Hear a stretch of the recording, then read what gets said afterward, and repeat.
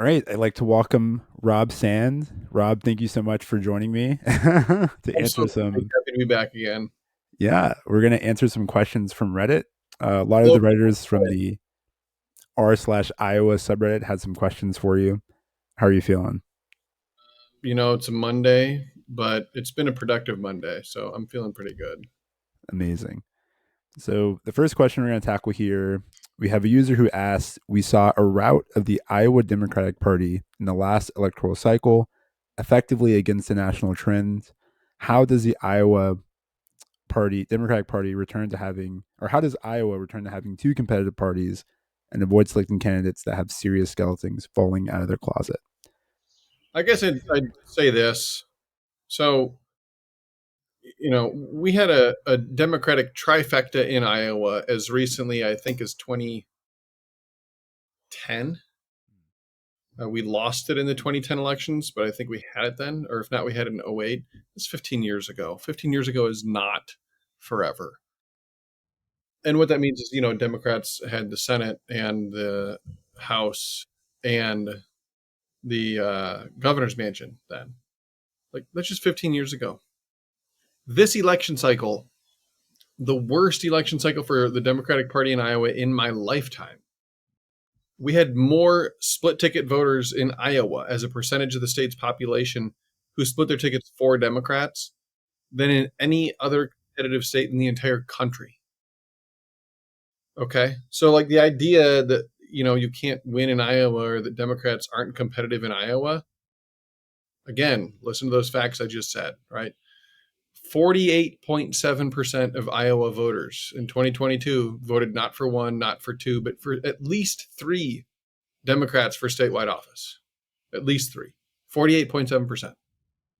Every sports league, every year, you have a team who has an amazing win-loss record. Like, all they did is win.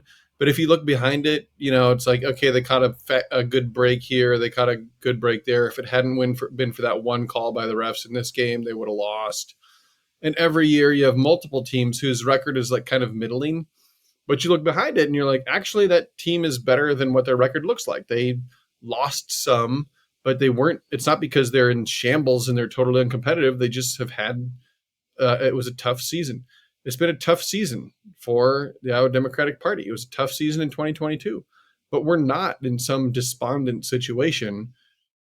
And again, like, more split ticket voters in Iowa for Democrats than any other competitive state in the country outside of Vermont. So, look, like, we need to be doing the work. We need to be knocking on doors and talking to voters. We need to be donating to candidates, but we just need to do a little bit more of that and we can win again. And a bit related to the next question here, because I know the Iowa Democratic Party is, you know, kind of working with the recent rolling back of women's rights on a federal level. And this user asks, I work in healthcare and it's super difficult. We're all trying our best to advocate for better healthcare in this state. And as you probably guessed by the media coverage lately, but is there anything else we can do to progress the state and not keep going backwards? I really think it goes back to this. Like, the things to do are honestly, and I it's important and it's simple. Go talk to your neighbors. Don't start by telling them what they think or what you think. Start by asking them, what do you think about this? Why do you think that? Understand what it is that they believe and why they believe it. And then you're going to be in a much better position to advocate for what you believe in, knowing who it is you're talking to. We need to have people who are putting time into campaigns, putting time into talking to people, that kind of thing. So, again, like, 48.7% of the state voted for at least three Democrats for statewide office. That's like going down the line and voting for. I mean, I haven't done this yet, but we had, let's see, we had a Senate race, a governor's race, auditor, AG, treasurer, secretary of ag, SOS. 7 races. I'm counting this correctly. We had 7 races. In 3 of the 7, the Democratic candidate got at least 48.7% of the vote. So that's 48% of the state, in effectively half the races being like, I'll vote for the Democrat, vote for the Democrat, vote for the Democrat. We can do this, folks. And here's the thing: you're working in healthcare. Talk to them about criminalizing abortion, because that's what the Republicans want to do. Talk to them about forcing women to have a baby caused by rape, because that's what a lot of Republicans want to do, right? Caused by incest. That's what a lot of Republicans want to do. It's not a question, and talk to them about freedom, right? It's not, but it's not, it's really, they're the ones with the agenda to restrict all this stuff. But go talk to them about school voucher programs. Those aren't popular. Talk to them about issues where they're already with the Democratic Party and build a rapport and an understanding based on that. And then we go from there. But until we listen to people first, and until we talk to them about issues where they might be thinking about it, may not be thinking about it, but they actually do agree with Democrats, it's hard for us to get that little bit extra that we need to win.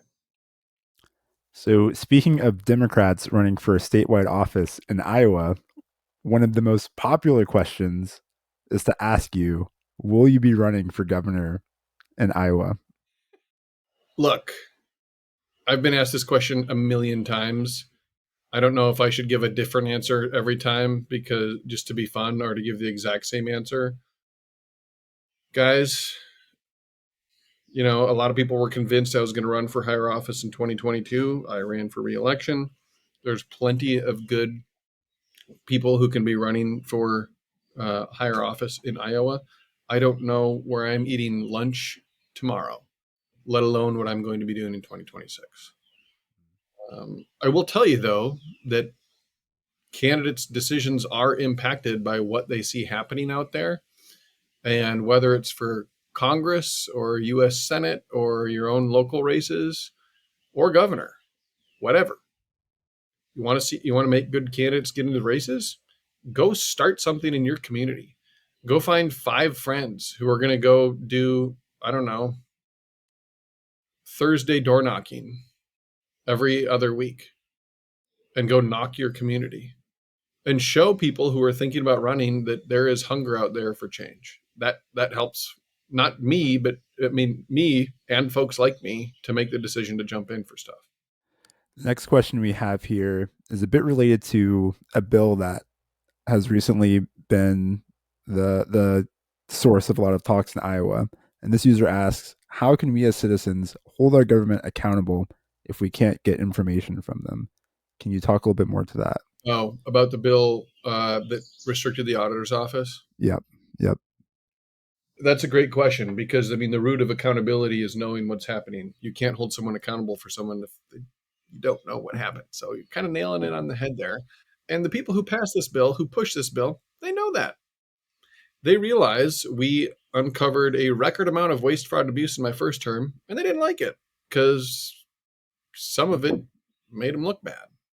They don't want people knowing the truth. And so that's what they're after, is they're after people not knowing the truth.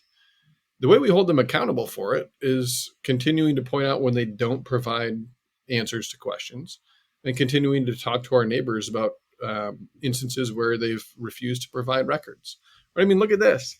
We just had an Iowa Supreme Court case settlement last week that I voted against. The governor's office and her administration, in at least 3 different cases, didn't bother to provide any response whatsoever to public records requests. Wow. And they got sued. And then the Iowa Supreme Court said, yeah, these cases can proceed. They literally, listen to this. They tried to make the argument, well, we didn't deny records requests because we didn't answer them. So we never said no. Can you imagine making that argument with a straight face? Like, there's literally a deadline in the statute that says you have to respond within X many days of the response. And they're like, well, we never said no. It seems really kind of crazy just like looking at the bill. Like, it just like, is this even, like, how can this be allowed? But that's the other way we hold them accountable for it, is we talk to people about the bill and what it says, and the fact that there was a bipartisan nationwide coalition against the bill, right? The only people supporting it are the people who voted for it and people whose paychecks depend on the people who voted for it. That's about it. But we got to talk to people, and it's got to be more. When I say talk to people, I'm always talking about, I'm not talking about talking to your friends that already vote your way. I'm talking about finding other people to talk to. And if you need to go knock on doors of strangers to do that, great. You might make some new friends. If it needs to be with Julie, who happens to be the server at your neighborhood restaurant, or at the restaurant in your town where you're a regular, great. Start talking to Julie. We can't just talk. We can't have people who are voting for Democrats just talking to people who vote for Democrats because there's no added value there. So we need to be talking to people that we aren't regularly talking to. And this goes into another user's question. How do we balance progressive views with a rural setting and not come off as aliens from another planet? Even starting that conversation seems impossible with conservative friends and family members who are so caught up with the present GOP rhetoric. Look, there are some people who are so far down a rabbit hole on Facebook Oh, on both yeah. sides. It is hard to talk to them, right? I don't know if I have the best advice for folks on either side of the aisle on that, other than asking people lots and lots and lots of questions and then reminding them, okay, where did you get this news from? Okay. And if it's accurate, reminding them that, oh, did you know that that person makes millions upon millions of dollars a year to tell you things that keep you watching only that person? Or if it's Fox News, right? Oh, you mean the company that just paid $750 million in a settlement because they were lying to their viewers?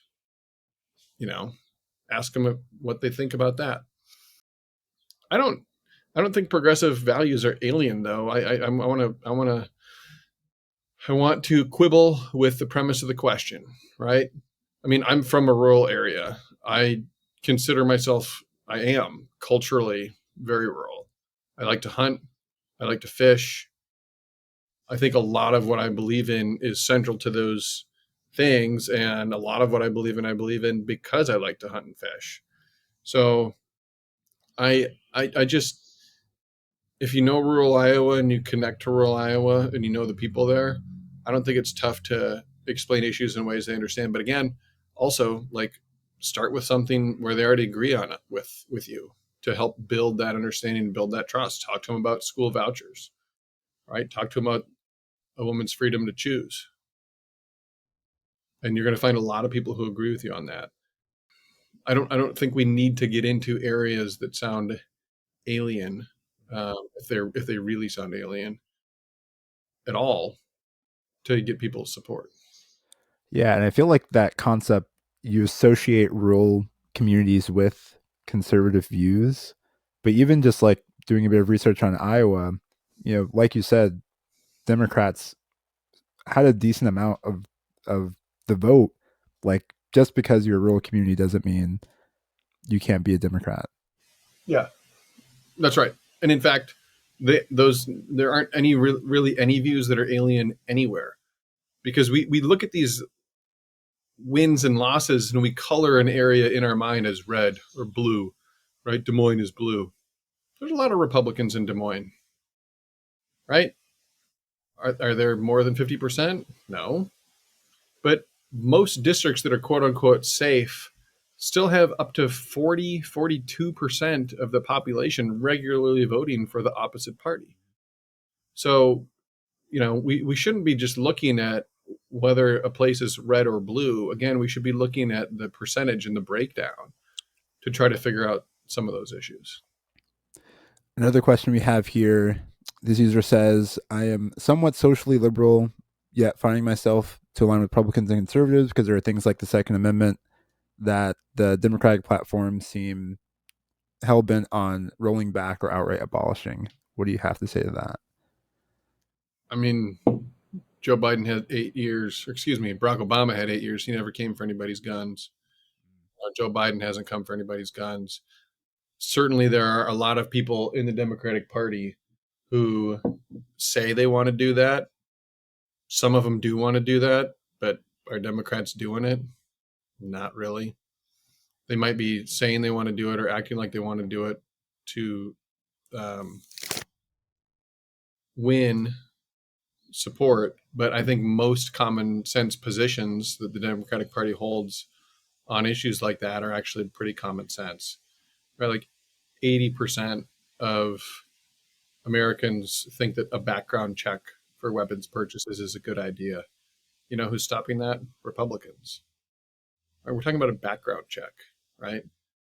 Most people think that people with a record of significant violence or severe mental illness are not great people to be handling firearms or possessing firearms. Republicans are the ones that are stopping that. I think the true widely held agenda in that sense is pretty common sense, actually. I have a shotgun, a couple of handguns, and a 22 in addition to my bow. Like I know lots of Democrats who are gun owners. I don't think there's anything inconsistent between being a Democrat and being a Second Amendment supporter. But you don't have to be an extremist, I don't think, to be a Second Amendment supporter. Yeah, I feel like maybe we get too set on like looking at monoliths and thinking like all Democrats are this way, all Republicans are this way. I can't vote for that person because everyone thinks that way. Right. And to be fair, and this is another reason why the person who asked that question asked the question. We live in a stupid two-party system. Walk into the toothpaste aisle, and it's terrifying. There are too many options, right? We're talking about toothpaste, potato chips, something that's totally superfluous to life. I do want to have toothpaste, but potato chips, like you can wander a potato chip aisle for an hour and try to figure out what you want. And if your favorite one's not there, you can pick your second favorite. Why can't you do that in politics? Right? If your favorite one's not there, it's not like they force you to buy your least favorite brand or flavor. Why do we do that in politics? Right? We have a system that incentivizes extremism because many people in the two parties want to make it easier for them to just rely on your vote without having to do anything for you. And so it's easy to get caught up in dichotomies like, oh, all Democrats this, all Republicans that, because a lot of people push that in order to alienate people from the other party. A lot of negativity in a two-party system. It's the same way as if it was a private market. If you have only two market participants, they figure out pretty quickly they don't actually have to do great things for their consumers to be a leader. They can just sort of make the other one look worse. This user asks, what has been one of the biggest successes of your office in your time there? Again, I'm really proud. I thought it was personally a good thing that we uncovered more waste, fraud, and abuse in my first term than anyone else ever had. I thought that the people would be, appreciative of that. So call me crazy, I guess. I also, even outside of that, our PI program stands for Public Innovations and Efficiencies. We started in my first term. It's all about helping cities, counties, and school districts save money. And that has been so effective at doing that the Republican State Auditor of Mississippi copied the program. I'm happy to see people from across the aisle and across the country, looking at what we're doing in the Iowa State Auditor's Office and being like, that's a good idea. And even though I'm in a truly red state, I will walk around and tell people I got this idea from a Democrat and then duck because that's how good the idea is. This user asks, how can we invoke auditing for everything? Literally expand auditing to every department and scrutinize like a company going bankrupt. We have surplus. Let's not lose it because it's a windy day. So, I mean, we do audit every state agency. So in that sense, we kind of do audit everything. The fact that we have this huge surplus and that we've had an underinvestment in Iowa schools and an underinvestment in Iowa roads and an underinvestment in Iowa healthcare, that's just public information that's out there. And we should be going out and talking about that. But we don't need to, that's just there. Like no one needs to rely on us to do our work to have that be there. Like that is public information that is just out there and available to people. So I accountability, if in that question you would substitute in the word accountability for the word auditing, then I think it's an easier question to answer, right? How do we make accountability for everything? We got to talk about it. And we got to ask people. And then I think it really helps to underline for people, why it is this way, because people in this state who are Republican insiders in the establishment right now believe they can do basically whatever they want, and there will be no political repercussions for it. And so, the question for I think a lot of folks is, how many times are you going to let somebody waste your money before you stop giving it to them? This next user asks, from my understanding, Iowa's governor has removed your ability to audit the governor's office with committees reduced and a large budget increase. Is there any ability for you to see where that money is actually going and be allowed to actually do your job? We're going to find out. I mean, the thing I tell people in our office is, hey, like, we are going to do what we think we need to do for our audits. With this new law, we are going to ask the questions we believe we need to ask. And if they tell us no on documents, then we're going to see what happens. We still are doing the audits. They don't have, well, it really does come down to what they want to do with it. Because again, it's not just an attack on the auditor's office. They attacked Iowa's court system. They took away the ability for Iowa's courts to review a decision to withhold documents and decide whether or not it was legal. I can't believe those words came out of my mouth right now. Like, what world are we living in? So we're really going to have to see how often they use this new power and what they do with it. Shifting gears a little bit, you are very much on social media, very much into memes. And this user asks, how many did this one take? Referring to a video of you on a skateboard copying the Cranberry guy. Can you give context to that? That was 3 takes, I think, right about 3. It wasn't 2. It might have been 4. Have you seen this video? I have. I have. Yeah. So I saw like 3 people do it on the internet. I saw like the original guy, who I didn't know was the original guy. I just saw like 3 people do it. I saw the guy, the military, the soldier in the helicopter doing it. And I was like, I could do that. Like, I've skateboarded enough in my life that like I can roll down a hill on a skateboard for a while and drink some cranberry juice. I should do it with the Capitol building right behind me. And I think, and it was like close to election season. So then I was like, oh, I should do it right after I vote with my I voted sticker. I know Kevin, who runs Subsect. It's a skate shop that's close to the Capitol building in Des Moines. I've known him for a long time. I just walked in and was like, hey, man, I don't have a board with me. Do you have one that I could borrow to make one of those videos? And I'll bring it back in like, half an hour. And he was like, yeah, sure. And then he had the good idea of tightening up the nuts a little bit on the wheels so that I could take a longer take down what is a fairly steep hill and not be like absolutely flying down the hill. So that was a smart move on his part. Yeah, and Yeah, it probably took me a grand total of like between picking up the board and doing the takes and getting it back to him, probably 45 minutes or half an hour. gotcha. And I don't know if you realize, but that video was like the most value in marketing that Cranberry, the owners of the Cranberry, that they ever got. So if you're thinking about advertising, I feel like that was a good a good move to make. I believe it. The next question that's being asked is, which Casey's makes the best breakfast pizza? Any Casey's that will let you have breakfast pizza after 10 a.m. makes the best breakfast pizza. I'm still disappointed. In 2019, we had like a breakfast pizza taste off at the Capitol during the state fair. And that's when we convinced Come and Go to offer all day breakfast pizza by the slice on the warmer. That is important because people are always like, oh, well, you can always just order breakfast pizza at Casey's. It's like, well, yeah, but like, when was the last time you wanted to eat an entire pizza by yourself, right? Like when I'm in Casey's, it's like, I mean, I oftentimes eat meals at gas stations, but even a meal for me is not an entire pizza. I want to be able to get breakfast pizza on the warmer all day long. And any Casey's that offers that, that is the best one. There you have it. All right.